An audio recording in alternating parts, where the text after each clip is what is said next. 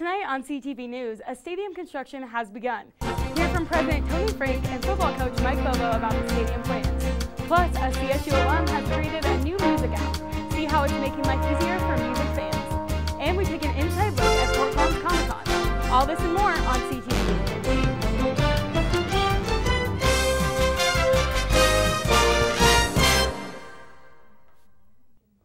Hello Rams, and thanks for tuning in to tonight's episode of CTV. I'm Madison Sloan. And I'm Sierra Cymes.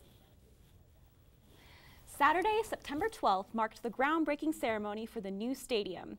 Tony Frank and other CSU officials gathered to celebrate the occasion. CTV reporter Neall Denman went to check it out.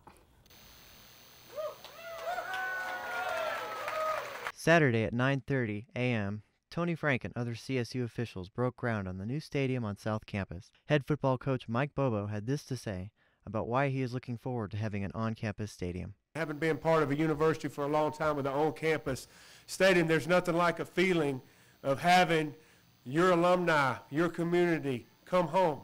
And that's what the saying is, coming home. When they come back to the university they love, when they spent years of their life and they're back and they get to gather, and it's not just about football, it's about the people coming back, and it's about memories. Later on into the ceremony, CSU President Tony Frank acknowledged the protesters and their disagreements with the new stadium project.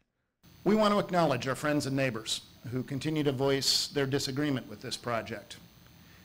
They are people who love and care about this university and community every bit as much as we do. I think it's important today to acknowledge that their criticisms caused us to check everything not twice, but 3 or 4 times, to sharpen our pencils, to reflect, to be careful, and I believe they made this project better in the end. Neall Denman, CTV News.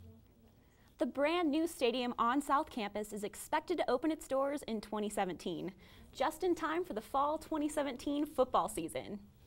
The groundbreaking for the new stadium was not without its opponents. A group of Stop the Stadium protesters gathered outside on Pitkin Street just before the ceremony to gather attention and vocalize their disagreements with the new stadium. The protest was organized by Bob Vangermeersch in order to try and protect the community from what they believe to be a harmful project. One student, William Clem, shared his concerns about the new stadium. Financially, it's a disaster. It makes absolutely no sense. The bond, the interest on the bonded debt alone is impossible for a stadium of that size to pay for. Where's that coming from?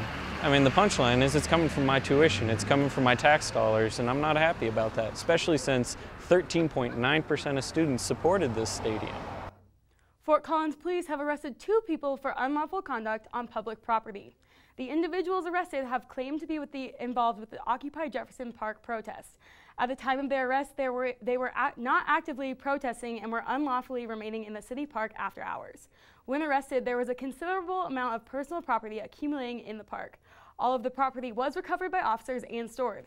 Officers have been visiting the park the past few days, educating individuals in the park of the legal hours to be there. The hours of operation at Jefferson Park are 5 a.m. to 11 p.m. For students who like to listen and move to music, there's an app for that. A hands-free, motion-controlled music app was created by a CSU alum to solve the age-old problem of how to move and groove at the same time. It's the constant problem, stopping whatever you're doing to adjust the music on your phone. Well, former CSU student Michael Papatek created an interesting solution to this problem. It's an application called Noise App, where anyone can control settings that allow their music to fade in and turn up as they move. For students who like to listen and move, the hands-free music app is ideal for recreation. At CSU, junior Amelia Howe, former member of the CSU snowboarding team, spoke about how the app would impact her rides down the slopes. It would make things so much easier because the biggest part with my music is when I'm going really fast. I love to be able to hear it and just kind of focus in on the music, matching up with my run. And then as soon as I slow down, that's when I want to talk to my friends or hear what people have to say or kind of be listening to what's around me just so that I know what's going on and I can hear my friends on the chairlift and things like that. So having an app that would make your music a normal volume when you're riding and then kind of quiet it down and even stop it when you're stopped would be just so crucial and would help so much with just not having to deal with all the moving parts of gloves, helmets, and headphones. So I think it'd be great. Yeah, Noise app is available in a free and paid version in the App Store. CSU President Tony Frank is set to give his fall address tomorrow at the Oval. Students in the university community are invited to gather at 11:15 tomorrow, where the marching band will perform, followed by the president's remarks. He will discuss the highlights of this past year and address goals for the school year ahead. Recreational marijuana will be tax-free in the state of Colorado all day tomorrow due to a provision in the Taxpayer Bill of Rights. The law requires taxes to be refunded if they exceed projections by voters. Although the taxes did not exceed projections, total tax revenue did, so officials ruled the tax waiver necessary. Colorado will lose an estimated $4 million on this day alone, but it is a small amount compared to the $44 million the state's made off of marijuana this year. After 7 seasons without a victor, American Ninja Warrior has finally crowned a champion, and he's from Fort Collins. Isaac Caldeiro, a 33-year-old busboy and professional rock climber, took home $1 million and became the first contestant to win on NBC's hit TV show. Caldeiro defeated the first 3 stages of the grueling obstacle course, then scaled the final stage 4 rope climb in 26 seconds.